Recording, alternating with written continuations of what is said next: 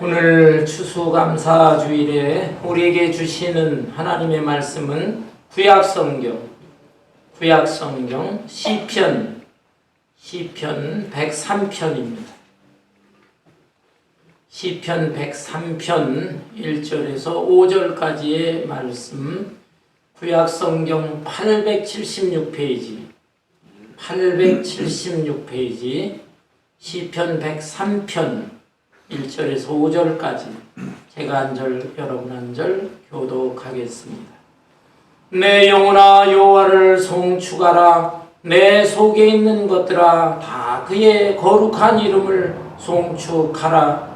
내 영혼아 여호와를 송축하며 내 모든 죄를 심하시며 그가 내 모든 죄악을 사하시며 내 모든 병을 고치시며 내 생명을 하늘에서 성하고 인자와 긍휼로 하늘 씌우시며 5절 다 같이 좋은 것으로 내 소원을 만족하게 하사 내 청춘을 독수리같이 새롭게 하시는도다. 아멘. 우리가 사용하는 일상 용어 중에서 남도 기분 좋게 하고 내 자신도 기분 좋게 되는 말이 있습니다. 그 말은 다른 말이 아니라 바로 감사합니다. Thank you 라고 하는 말입니다. 사랑합니다. 이 말도 좋은 말이에요. 그러나 왠지 이 말은 어떤 사람에게는 부담이 될 수가 있습니다. 상대방이 나에게 관심도 있고 사랑도 해주고 하게 되면 나도 당신을 사랑합니다. 얼마나 좋아요. 그렇지만 상대방이 나한테 별 관심이 없어요. 그럼에도 불구하고 당신을 사랑합니다 라고 할 때 왠지 멋쩍기도 하고 상대방에게 부담을 줄 수가 있어요. 그렇지만 감사합니다. 이 말은 상대방이 나한테 별거 해준 것도 없어요. 그럼에도 불구하고 감사합니다 라고 말하면 상대방이 부담 없이 기분 좋아집니다. 그리고 내 자신도 기분이 좋아집니다. 상대방과 내 자신이 둘 다 상쾌해지는 말. 이 말이 바로 감사합니다.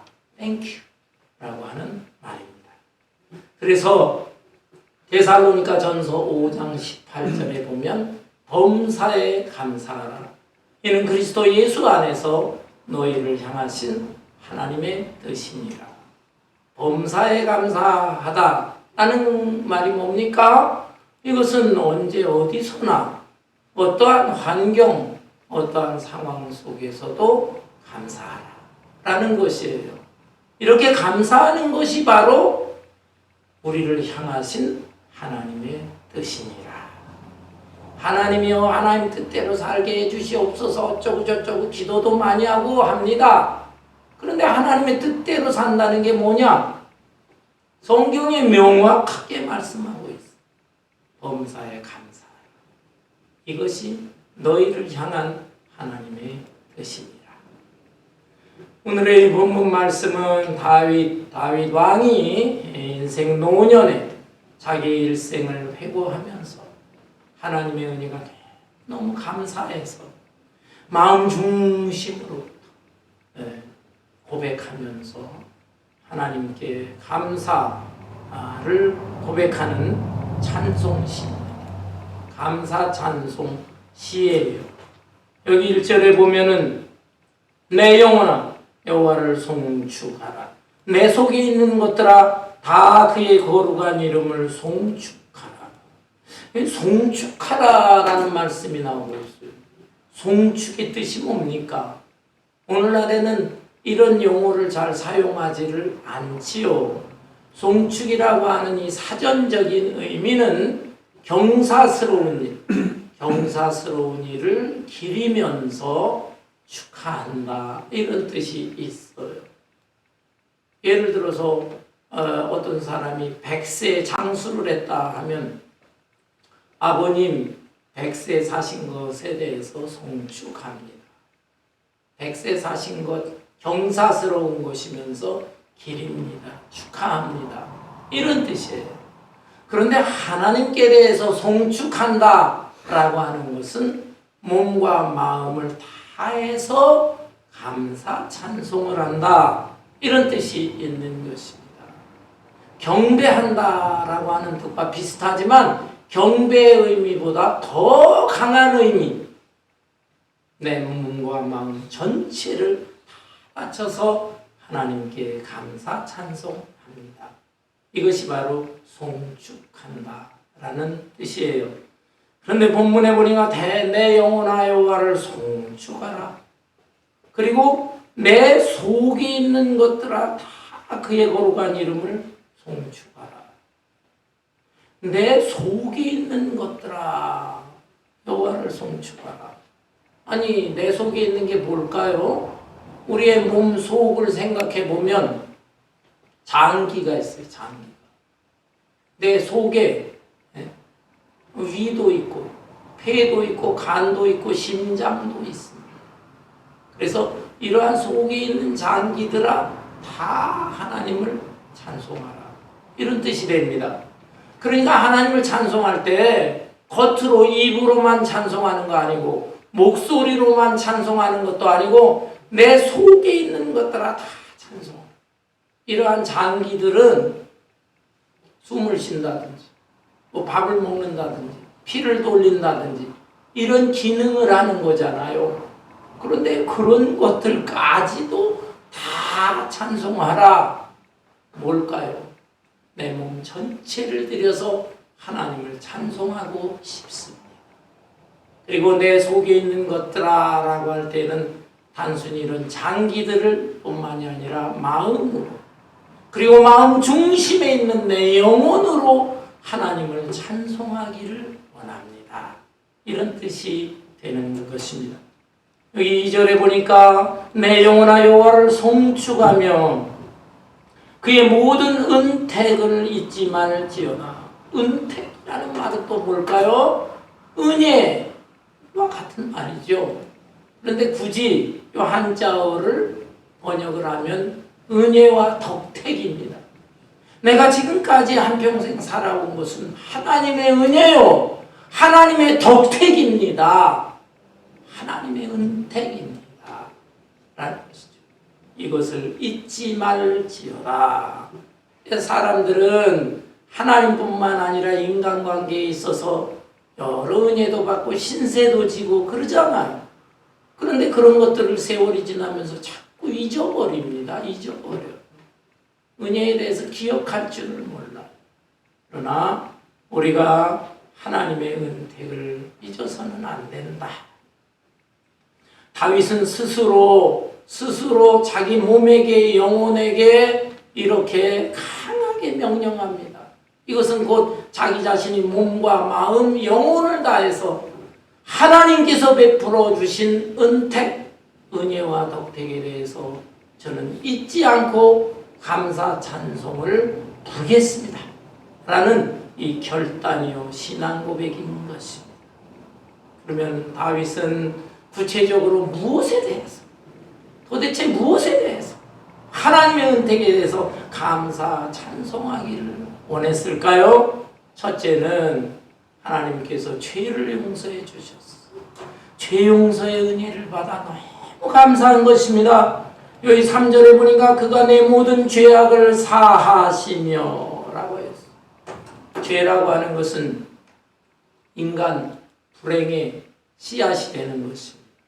하나님께서는 우리 인간을 창조하실 때 하나님의 형상대로 창조하셨어요. 다른 짐승들은 하나님의 형상이 아닙니다. 인간만이 하나님의 형상. 하나님의 형상대로 창조하셨다는 것은 하나님을 닮은 존재로 창조하셨다.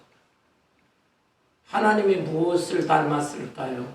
지정의, 지적으로 생각하고 감정적으로 느끼고 의지적인 면이 하나님에게 이러한 것이 있는데 우리 인간에게도 지정의를 주셨다. 그리고 이 지정의보다 더 중요한 것은 영입니다. 영. 하나님은 영이시라. 영이시기 때문에 신령과 진정으로 예배하라. 하나님은 영이시다. 그런데 우리 인간도 하나님께서는 영적인 존재로 창조하셨어요. 영이라고 하는 것은 마음속 깊은 곳에 있는 것으로서 하나님과 교통할 수 있는, 하나님과 교제를 나눌 수 있는 부분인 것입니다. 그런데 인간이 죄를 졌어요. 죄를 져서 이 하나님의 형상이 깨져버렸어요. 깨져버렸기 때문에 지정의 생각하는 것이 온전하지 않아요. 감정적으로 느끼는 것도 온전하지를 못하고 의지적인 면도 약해지고 말았습니다. 뿐만 아니라 가장 중요한 부분, 영. 이 영이 깨지고 이 영이 죽어버린 것입니다. 여러분, 예수를 믿지 않는 사람들은 영이 다 죽어 있어요. 우리도 죽어 있었어요. 그런데 예수님은 생명이십니다. 예수는 길이요 진리요 생명이라. 예수님을 구주로 영접함으로 인해서 죽었던 영이 다시 살아났어요. 그래서 영은 하나님과 교제하는 부분인데 하나님과 우리는 이제 영적으로 교제하면서 하나님께 예배도 드리고 찬송도 하고 기도도 하고 말씀도 받고 하나님과의 대화와 교제가 이루어지게 된 것이다. 다윗은 어떤 존재인가? 다윗은 훌륭한 믿음의 사람이죠. 그래서 사도행전 13장에 보면 하나님께서 다윗을 가리켜서 이 사람은 내 마음에 합한 사람이다. 다윗을 가리켜 내 마음에 합하다. 내 마음에 꼭 들어맞는다. 내가 인정해 줄 수 있다. 이게 얼마나 큰 칭찬입니까? 그런데 이런 칭찬을 받은 사람이지만 다윗도 불완전한 인간이다 이 말이에요. 지정의 영적인 면에 다 불완전해. 이러한 다윗이지만 죄를 짓게 된 것이 죄를 졌어. 그래서 여러분들이 잘 아는 대로 다윗의 충성스러운 부하 우리아라고 하는 부하 장군이 있는데 이 부하 장군의 아내와 불륜의 관계를 맺는 것입니다. 그리고 이 우리아, 이 사실이 들통날까봐 우리아를 최일선에 내보내서 적군에 의해 죽게 만들었어. 10계명 중에서 6계명 살인하지 말라, 7계명 간음하지 말라, 6계명과 7계명을 범한 사람이었어. 다윗도 이렇게 한없이 나약한 인간이에요. 그런데 이 다윗이 나단 선지자의 충고를 받고 참회의 기도를 드립니다. 눈물로 침상을 적시면서 하나님 이 죄를 용서하여 주소서. 눈물로 참 너무너무 고통스럽게 괴로워하면서 이러한 다윗을 하나님께서 긍휼히 여기셔서 죄를 용서해 주신 것입니다. 물론 이 다윗과 우리아의 아내 밧세바의 불륜의 관계를 통해서 태어난 아이, 이 아이는 태어나자마자 얼마 후에 죽었습니다. 그러나 그 다음에 둘째 아들이 태어납니다. 그는 하나님의 축복의 아이죠. 솔로몬이에요. 솔로몬. 예. 그런 여자와 관계를 맺고 태어났지만 하나님께서 용서해 주셨기 때문에 솔로몬이 태어난 것이고 다윗의 후계자가 되고 이스라엘을 태평성세를 구가할 수 있는 그런 왕이, 지혜의 왕이 되게 하신 것입니다. 다윗은 이런 점을 생각할 때 나의 죄를 용서해 주신 하나님의 은택이 너무너무 감사합니다. 고백하고 있는 것입니다. 두 번째로는 무엇을 감사 찬송하고 있습니까? 3절 중반에 보면 내 모든 병을 고치시며 모든 병을 고치셨다. 다윗이 무슨 병에 걸렸을까요? 성경을 아무리 읽어봐도 다윗이 무슨 병에 걸렸는지 구체적인 병이 기록이 되어 있지는 않습니다. 그렇지만 다윗이 병에 걸렸을 것은 얼마든지 추측할 수가 있어요. 다윗이 이 밧세바와 불륜의 관계를 맺고 눈물로 참회하고 침상을 적시는데 시편 32편 같은 데 보면 내 뼈가 쇠하였나이다. 뼈가 약해니 뼈가 마르는 것처럼 고통을 느끼고 있어요. 곧 이 죄를 범함으로 인해서 이렇게 몸까지 약해지고 고통을 받고 있어요. 그러니까 아주 중병에 걸렸던 것 같아요. 뿐만 아니라 이 다윗은 한 번은 인구조사를 한 적이 있습니다. 이 인구조사한 게 하나님 앞에 큰 죄가 되었어요. 아니 왕으로서 인구조사하는 게 무슨 죄가 됩니까? 우리가 미국에 살지만 미국에서도 10년에 한 번씩 인구 센서스 조사를 합니다. 이름 써야 되고 남녀 성별 써야 되고 직업도 써야 되고 뭐 자기 인컴 뭐 이런 거, 그 다음에 인종이 백인이냐 흑인이냐 에이시안이냐 뭐 그런 거 다 디테일하게 써야 됩니다. 그 기록한 것을 정부에서 종합을 해가지고 이게 지금 통계 자료를 다 만들어서 앞으로 이 나라가 어떻게 나가야 될 것인가 정책을 구상하고 추진하게 되는 거예요. 인구 센서스, 인구조사가 매우 중요합니다. 그런데 다윗이 인구조사한 게 도대체 뭐가 잘못된 것입니까? 하나님이 중보를 내리십니다. 그것은 다윗의 마음 속에 그냥 인구조사한 게 아니에요. 마음 속에 하나님을 의지하기보다는 사실은 인간을 더 의지하는. 그래서 우리 군대 수가 얼마나 많고 뭐 백성들의 경제 생활이 어느 정도고 이 힘으로 다른 이방과 싸울 때 어떻게 될 거다 저떻게 될 거다 그걸 계산하고 있어요. 물론 이런 계산할 수 있지만 하나님보다 그것을 더 계산한다. 사람을 더 계산하고 있고 또 한편으로는 교만해지는 것입니다. 내가 이스라엘의 왕이 되었다. 왕이 되었는데 얼마나 통치를 잘하면 우리나라가 이만큼 번성하고 부강해졌는가. 그거를 사람들 앞에 과시하고 싶었어. 그 인구조사를 하라. 하나님은 외모를 보시지 않고 중심을 보시는 겁니다. 다윗의 중심에 이러한 인간을 의지하고자 하고 더 나아가서 자기를 과시하고자 하는 그 마음을 보시고 벌을 내리시는 것이에요. 하나님께서는 다윗에게 네가 중한 죄를 졌는데 3가지 중에 한 가지를 택하라. 첫 번째는 7년 흉년이 될 것이다. 7년 흉년. 두 번째는 석 달 동안 전쟁이 일어날 것이다. 세 번째는 3일 동안 온역, 역병이 돌 것이다. 이 3가지 중에 한 가지를 택할 수 있는 기회는 주겠다. 다윗이 생각할 때 7년 흉년 너무 길어. 석 달 동안 전쟁 그것도 견디기 어렵고 그래서 짧은 시간 3일 동안의 온역 그 벌을 받겠습니다. 알았다. 하나님께서 벌을 주시는데 3일 동안에 그 이스라엘 전역에 전염병이 돌아서 7만 명이 죽었어요. 여러분 우리가 3년 동안 코로나 때문에 고통 많이 받았어요. 코로나가 대단했습니다. 그렇지만 3일 동안에 7만 명씩 그렇게 죽지는 않았어요. 그러니까 이 다윗이 얼마나 중한 벌을 받았는가를 알 수 있고 그게 전염병인데 그 전염병에 아마도 그 많은 사람이 전염병에 걸렸는데 다윗이라고 안 걸렸겠어요? 다윗도 이 병으로 고통을 받지 않았을까 추측할 수 있어요. 그 외에도 이러한 중한 병들뿐만 아니라 뭐 작은 병들도 많았겠죠.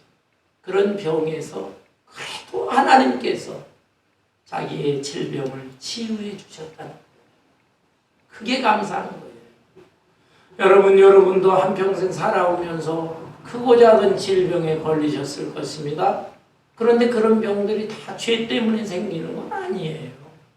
물론 죄로 인해서 당하는 질병도 있고 그러나 단순히 그냥 병균이 그냥 옮겨 다니면서 걸리는 뭐 감기 몸살 정도의 그런 병들도 있을 수 있는 것입니다. 모든 병이 다 죄 때문에 생긴다고 생각하면 안 돼요. 그렇지만 지금까지 살아오면서 그리고 오늘 이 자리에까지 오셔서 앉아 예배를 드리는 모습을 볼 때 여러분에게도 크고 작은 질병 여러 가지 고비가 있었을 텐데 그것을 하나님께서 다 치유해 주신 것이에요. 그래서 이렇게 건강한 몸으로 나와서 하나님 앞에 예배를 드릴 수가 있는 것입니다. 이 점을 생각할 때 여러분도 다윗처럼 감사 찬송할 수 있기를 바랍니다. 아울러서 이 다윗은 세 번째로 여호와 하나님 앞에 감사 찬송 송축하고 있어요. 그것이 무엇입니까?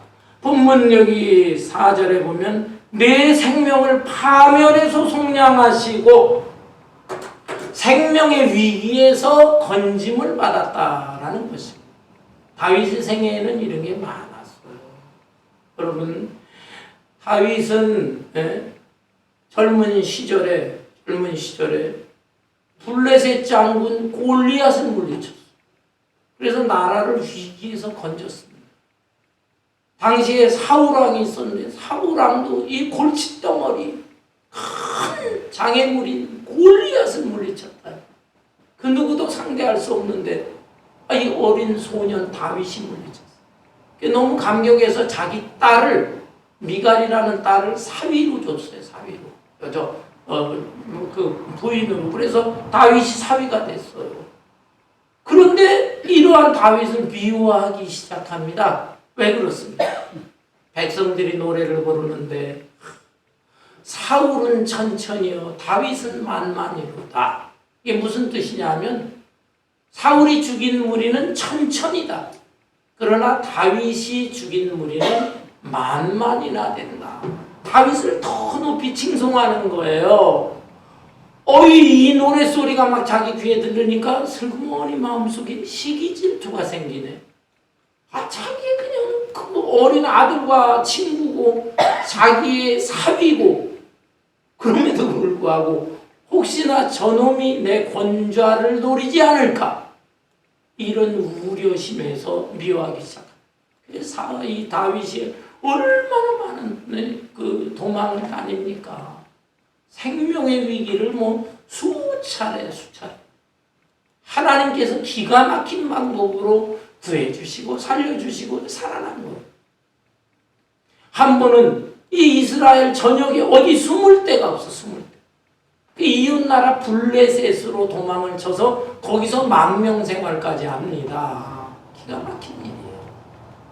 그런데 거기에 블레셋 아기스 왕 앞에서 있는데 신하들 중에서 알아보는 신하가 있어요.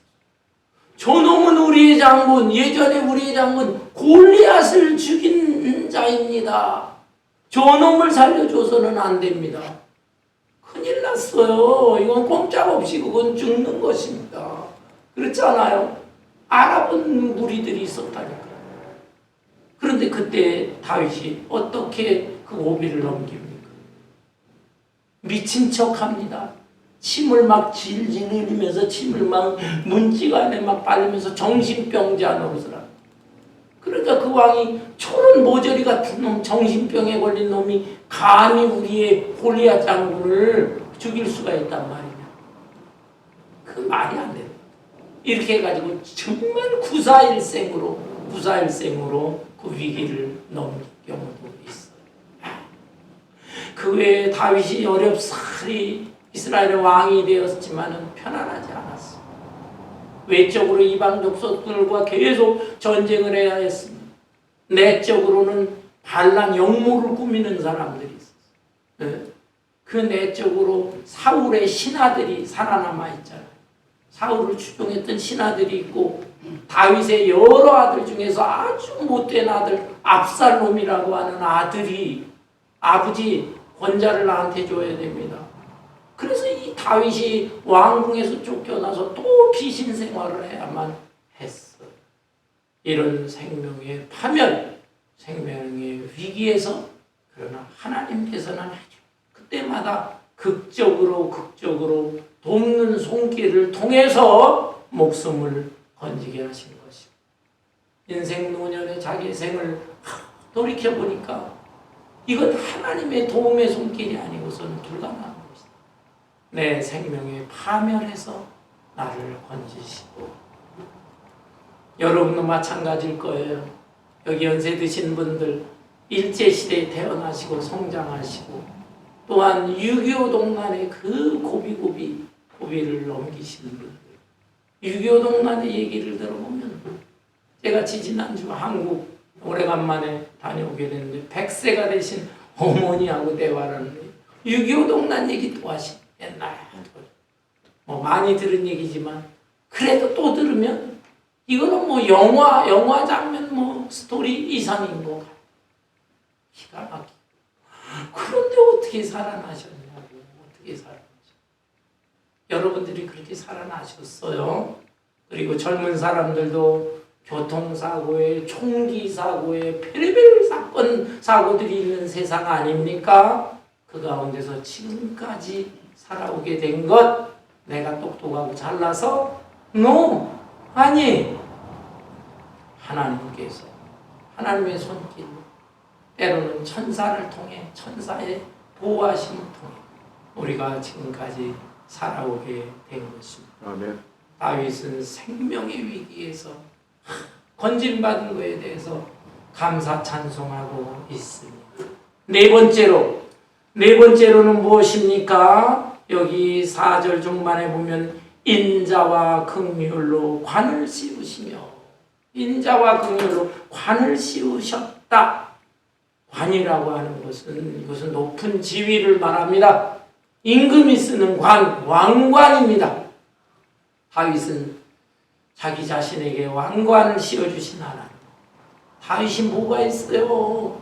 저 시골 마을 베들레헴에서 양치는 목동에 불과합니다. 시골뜨기 촌놈의 촌놈. 그런데 하나님께서 기가 막히고 이 어찌어찌 희한한 방법을 통해서 이스라엘의 왕이 되게 하셨어요. 왕관을 씌워주셨어요. 너무너무 하나님 감사하지. 그런데 이 다윗은 자기의 머리에 왕관을 씌워주신 하나님 그 은혜도 감사하지만 그거보다 더한 것은 인자와 긍휼로 관을 씌워주셨다. 여기 인자라는 것은 어질 인자에 자비로울 자자. 하나님은 어지신 분이고 자비로우신 분이다. 히브리어로 헤세드 그러는데 하나님의 사랑이 사랑. 근데 사랑 중에서도 인자하고 자비롭고 자애로운 사람이 자애로운 사람. 도대체 내가 무엇이 한데 나같이 부족하고 부끄러운 존재 그리고 촌놈에 불과한데 하나님께서 나를 이렇게 자애롭게 보듬어 주셨을까? 긍휼 불쌍히 여긴다. 불쌍히 자애로우신 하나님 그리고 나를 긍휼히 불쌍히 여기시는 하나님. 그래서 지금까지 살아오는 인생의 그 잘못된 죄악과 질병과 여러 생명의 위기와 이 모든 것으로부터 나를 보호해 주셨어. 여기에 관한 둘레의 의미가 있어요. 둘레. 하나님께서 나를 둘러서 보호해 주시고 싸매 주시면서 여기까지 인도하셨어. 자유롭지 않아요. 사랑과 긍휼의 하나님 너무너무 감사합니다. 고백하고 있습니다. 다섯 번째 마지막으로는 무엇이라고 합니까? 5절에 보니까 좋은 것으로 내 소원을 만족하게 하사. 우리의 소원을 만족하게 하시는 하나님이시다. 내 청춘을 독수리같이 새롭게 하시는 도다. 정말 하나님께서는 다윗의 소원을 만족하게 하셨을까요? 그렇지는 않았을 것입니다. 다윗의 마음속에 그 가지고 있던 꿈과 또 앞으로의 그 기대함과 소원과 이런 것이 어떤 것은 이루어지기도 하고 어떤 것은 이루어지지도 않았을 것입니다. 그런데 다윗이 왜 인생 노년에 하나님은 내 소원을 만족하게 하시는 하나님이시다. 이렇게 고백할까요? 그거는 자기가 어린 시절 젊은 시절에 가졌던 꿈과 이상과 그런 것이 이루어지지 않은 것도 있지만 지나고 보니까 안 이루어지고 다른 것을 이루게 하신 하나님이 더 감사하다는 말이에요. 내 자신에게 있었던 소원이 있지만 하나님은 나를 창조하신 분으로서 내가 나를 아는 것보다 하나님이 내 자신을 더 잘 아신다. 그래서 내가 젊은 시절에 원하셨던 것, 그것을 막으시고 하나님은 더 좋은 길로 인도하셔서 인생 노년에 생각해 보니까 너무너무 하나님은 진짜 내가 필요로 한 것을 채워주시고 내 소원을 만족하게 하시는 하나님이십니다. 아멘. 그래서 감사 찬송하는 거예요. 아멘. 저와 저의 가족 얘기를 해서 좀 죄송합니다만은 제 아버님은 제가 시골에서 자랐는데 자랄 때 제가 이 다음에 판검사가 되기를 그렇게 원하셨어요. 왜 그렇게 판검사? 난 어린 시절에 판검사가 뭐가 그렇게 때 판검사가 너는 돼야겠다. 근데 아버지가 그렇게 얘기를 하신 이유가 있기는 해요. 왜냐하면 아버지가 경찰관 생활하셨거든요. 근데 그 경찰관이 우리 아버지에게는 그 누가 봐도 아버지 본인도 자식들도 주변 사람들도 다 적성에 맞지를 않는 거예요.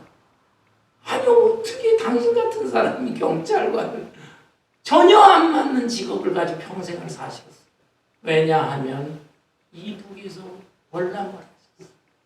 16살에 결혼을 하셔서 20살 때부터 아이가 태어났는데 6.25 동란이 전쟁이 벌어질 때까지 아이가 벌써 셋이나 됐어요. 월남해가지고 처자식을 보낼 생계를 유지해야 되는데 그때 군대를 가야만 했어요. 장년 남자들은 다 군대를 가는데 군대를 가게 되면 어떻게 됩니까? 우리 어머니와 우리 형들 다 이게 어떻게 되냐? 그게 그렇게 노심초사 걱정이 되셨어요. 그래서 군대를 피할 수 있는 길이 뭔가 유일한 게 경찰이라는 거예요. 경찰에 들어가게 되면 군대를 안 가도 된다. 뭐 비슷비슷한 그런 입장이지만 조금 나을 거다 생각해가지고 적성에도 맞지 않은 경찰에 들어가. 거기에 발을 들여놓으니까 어쩔 수 없이 한평생을 그렇게 살아야만 했던 거예요. 그런데 지나고 나니까 그래도 하나님의 은혜에 감사하다 그러시더라고요.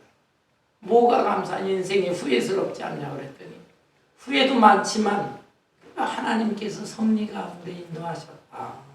그 어려운 시기에 경찰하면서 때로는 전투경찰로 싸울 때도 있지만 군인보다는 나아서 가족들하고 비교적 많이 가까이 있었다.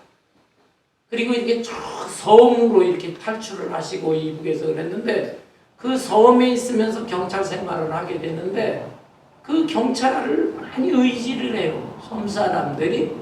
그러다가 나중에 전쟁에 밀리다가 전쟁에 다시 국군이 유행군하고 같이 막 밀고 올라가잖아. 밀고 올라가는데 그 국군 유행군들이 섬에도 들어왔답니다. 섬에 들어와가지고 저 이북에서 내려올 때 공산 인민군들하고 타협을 한 자들이 있느냐. 사실 거기 타협한 사람들도 많아요. 근데 그 타협한 자들을 색출해서 국군도 때로는 무자비해서 다 총살이 총살. 근데 우리 아버님이 그 섬에서는 어떤 면의 왕조 경찰이니까. 그래서 우리 아버지한테 물어보는 이 사람 좌파냐? 저 인민군하고 합세했느냐? 알갱이냐? 우리 아버님이 그때 아니라고 많은 사람을 살렸대요. 많은 사람을. 그걸 생각하니까 그래도 참 감사하다. 하나님이 나를 왜 적성에 맞지 않지만 이 일을 하게 했느냐. 감사하고. 그 다음에 돌아가셨는데 몇 년 전에 그래도 전투경찰 출신이라 그래서 유공자, 국가 유공자가 돼서 묘지를 어디에서 구하냐. 자식들이 고민했거든요. 고민할 필요 없이 동작동 국립묘지에 안치가 됐어요. 생각하면 그것도 참 감사하다. 근데 어쨌든 아버님이 경찰 생활을 하다 보니까 이 판검사들이 대단하게 보이셨던 것 같아요. 판검사가 되라고. 근데 난 어려서도 그게 그렇게 마음에 끌리지를 않아. 근데 그냥 교회에서 생활하면서 어려서부터 주일학교 하는데 그렇게 어려서부터 좋더라고요. 국민학교 5학년 때 이 크리스마스 때 친구에 의해 끌려가서 교회를 다니기 시작을 했는데 지금 생각해보면 한 55, 6년? 제 기억으로는 55, 6년 동안 주일을 한 번도 어기지 않고 성전에서 성전 예배를 드리는 것 같아요. 너무너무 감사합니다. 물론 목사니까 그렇게 되지만 그래도 55년 동안 내가 그래도 하나님의 성전을 지키면서 예배를 드렸구나. 그게 감사하고요. 또 자꾸 마음이 끌려서 어쨌든 아버님 뜻을 어기지만은 나는 성경이 좋고 중학교 3학년 때부터 주일학교의 반사가 됐어요. 중학교 어린애가 주일학교를 또 가니 그게 좋았어. 그게 좋았어. 성경을 그냥 풀어서 애들한테 옛날 얘기식으로 얘기해 주는 게 좋고 너무너무 좋은 거예요. 그래서 또 신학도 가고 목사도 되고 했는데 요즘 저도 나이가 들어 생각을 해보면 아버님 뜻에 의해서 판검사 물론 한국에서 되기도 어려운 거지만 설령 됐다고 해도 내가 행복했을까? No. 그 사람들 얼마나 괴롭겠습니까? 사람들 붙잡아다가 너는 죄인이야. 그래서 검사들 기소하고 재판관들은 너는 형량 너 감옥에 1년, 5년, 10년 어떤 사람은 너는 사형에 처한다. 얼마나 같은 인간으로서 그거 못할 짓 얼마나 그 심정이 고통과 괴로움 속에서 살아가겠습니까? 그런데 하나님께서 그것을 바꾸셔서 그래 목사가 되게 하시고 이민교회 크든 작든 딴 길을 가지 않고 지금까지 하나님께서 이 목사의 길을 가게 하신 하나님의 은혜를 생각할 때 오늘 아침에도 하나님 감사합니다. 우리 친구 동기들도 다 와서 너무 이민교회 어려우니까요. 뭐 딴 일 다 해. 목사님들이 뭐 차 운전도 하고 뭐 하고 또 머리가 좋으니까 여기 뭐 세관 이런 데 시험 쳐가지고 세관 업무 보고 돈들 많이 벌어 집을 2채 3채씩 가. 그렇지만 간혹 만나서 얘기하게 되면 내가 부럽다는 것이. 그래도 나는 목사의 길을 가지 않느냐라는 것이. 이렇게 생각할 때 참 지금 생각하면 하나님 내 어렸을 때 젊었을 때 소원하고는 조금 다를지 몰라. 그래도 한평생 생각해보면 내 진짜 소원 내 인생의 소원을 만족하게 하신 하나님. 그러면서 때로는 하나님 어려운 일을 있을 때 기도도 솔직히 잘 못했어요. 그냥 마음으로 기분으로 이거 어려운데 하나님 좀 도와주셔야지요. 해결해 주셔야죠. 그저 기분으로 감정으로 이런 생각한 것들이 많거든요. 근데 지나고 보면 그런 것들이 다 이루어졌어. 저도 모르게 이루어졌어. 와, 하나님 좋은 것으로 내 소원을 만족해 하시는 하나님. 그러면서 마음이 기쁜 것입니다. 독수리같이 내 청춘을 독수리같이 새롭게 하시는 도다. 독수리는 새 중에 새라고 그러잖아요.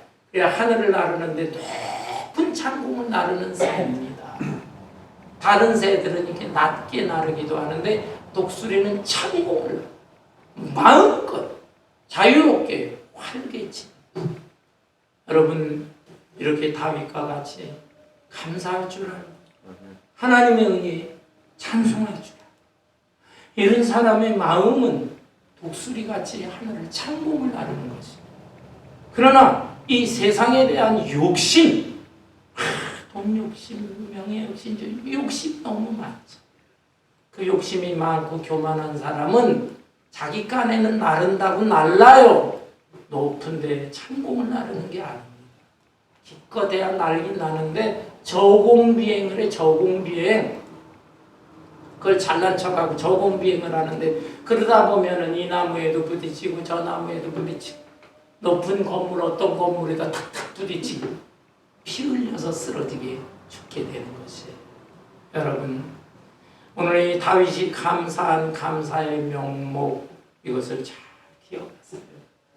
내 죄를 용서해 주신 하나님이요 내 질병을 치유해 주신 하나님이 내 생명의 위기 속에서 나를 구해 주신 하나님이시여. 내가 도대체 무엇이 가는데 인자와 긍휼의 관을 씌우셔서 나를 둘러 보호해 주신 하나님이시여. 그리고 내 마음속에 내 기분으로라도 그저 이랬으면 저랬으면 하던 그 소원까지도 최상의 것으로 인도해 주신 하나님이시여 감사합니다. 아멘. 여러분 오늘은 추수감사절이에요.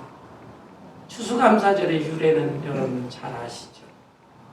1620년 벌써 한 400년 됐나요? 1620년 영국의 청교도들 순수하게 진실하게 하나님을 믿으려고 하는 무리들이 있었습니다. 영국의 국교, 나라에서 이루는 영국 국교, 종교도 있어요. 근데 그것이 여러 가지 교리적인 면이나 진실한 마음으로 하나님 앞에 예배하는 게 아니었어요. 그래서 신앙의 자유를 위해서 그들이 탈출합니다. 102명이 메이플라워라고 하는 배를 타고 건너오는데 대서양을 건너서 65일에 걸쳐서 2달 남짓. 그리고 그 대서양 건너서 미국 동부 보스턴 근교에 있는 플리머스라고 하는 곳에 도착했습니다. 2달 남짓한 여행 속에서 102명 중에 1명이 죽고 1명이 새로 또 태어났습니다. 여전히 102명이에요. 그런데 그들이 11월에 도착을 해서 12월, 1월, 2월 겨울을 지나면서 44명이나 죽었습니다. 거의 절반에 가까운 수가 굶주림과 추위를 견디지 못하고 죽었어요. 슬프고 얼마나 괴롭고 얼마나 절망이 되겠어요. 그러나 그 가운데서도 용기를 잃지 않았어요. 그들이 땅을 파고 씨앗을 뿌리고 그리고 인디언들이 또 많이 도와줬어요. 인디언들의 도움을 받아서 주변에 뛰노는 칠면조들을 잡아서 먹고 그리고 감자를 심고 옥수수를 심고 호박을 심고 그러면서 농사를 졌는데 그의 가을에 예상했던 거에 비해서 많은 이런 수확을 거둬들였어요. 그 하나님의 은혜가 감사해서 여기에 있는 열매처럼 열매들을 하나님 앞에 놓고 예배를 드린 것이 추수감사절의 기원이 된 것이죠. 그런데 뉴욕에 가보면요, 유명한 엠파이어 스테이트 빌딩이라고 있습니다. 102층 빌딩이에요. 1931년도에 졌으니까 벌써 지금 엄청 오래됐어요. 90년 넘는 그 시대에 어떻게 그렇게 높은 빌딩을 졌어요. 그리고 나서 1972년까지 지금 또 50년 전까지는 세계에서 제일 큰 빌딩이었어요. 그 건물을 그렇게 짓고 지금도 뉴욕에 가게 되면 관광 명소가 되니까 올라가요. 저도 거기 올라가 봤어요. 왜 하필이면 102층으로 졌는가? 그것은 바로 영국의 청교도들이 처음으로 건너와서 이 미국 땅에서 하나님 앞에 감사의 예배를 드립니다. 그걸 기념하기 위해서 102층으로 지은 것입니다. 그런데 여러분, 저 평양에 가보면 평양에도 하나의 높은 건물이 있다고 합니다. 김일성 주체탑. 김일성 주체탑이 평양 대동강 강변에 세워져 있어요. 그 높이가 170m. 170m. 근데 워싱턴에도 가보면 높은 탑이 있어요. 그 탑이 얼마인지 압니까? 높이가 169m. 그 미국에 있는 워싱턴 DC에 있는 그 탑보다 높이 줘야지. 1m 더 높게. 170m. 김일성 수령동지의 주체사상을 기린다. 졌는데 김일성은 생일 70회 생일날 졌어요. 그 건물이 어마어마하다고. 굉장히 정말 아주 기묘하게 되지. 근데 거기에 사용된 돌이 화강암 돌이에요. 그 화강암 돌인데요. 그 돌의 개수가 몇 개냐? 25,550개. 25,550개의 돌을 사용해서 쳤다. 그럼 왜 25,550개냐 하면 김일성 생일이 70이잖아. 70 곱하기 365. 그걸 곱하면 25,550. 김일성의 생일을 기리기 위해서 25,550개의 돌을 사용해 가지고 어마어마한 탑을 세우는 것이에요. 자, 생각해 보세요. 하나님을 믿는 믿음의 사람들은 하나님의 은혜를 기리는 것입니다.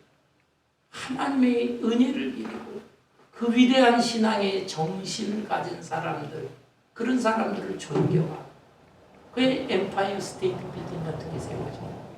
그런데 하나님을 믿지 않는 사람들은 기껏해야 인간을 우상시합니다. 연예인들이 대단하고 뭐하고 영웅 무시합니다. 그리고 안타깝게도 북한에서는 그 독재자 중에 독재자, 전쟁을 일으킨 장군, 그 김일성을 기리면서 김일성 주칙탑을 세워놓고 찬양하고 있는 것입니다. 얼마나 어리석은가. 우리의 마음속에 금보다 귀한 믿음을 주셨습니다. 이 믿음 어떠한 환경과 상황과 상관없이 꿋꿋하게 지키면서 지금까지 살아온 것 주님의 은혜입니다.